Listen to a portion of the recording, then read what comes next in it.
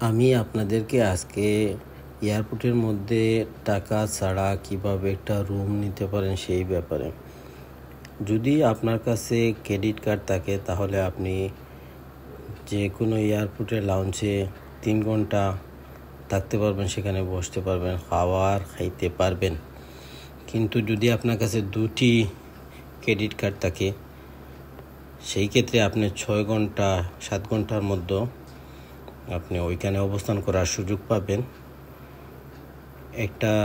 চাইলেও একটা রুম নিতে পারেন সেইখানে গিয়ে। তো রুমগুলো অনেক সুন্দর, ভালো রুমগুলো থাকে 5 স্টার হোটেলের মতো। রুমের জন্য আলাদা আর বাড়তি কোনো টাকা চার্জ হয় না, ওই লাউঞ্জ অ্যাক্সেসের মধ্যে ওইটাই পড়ে।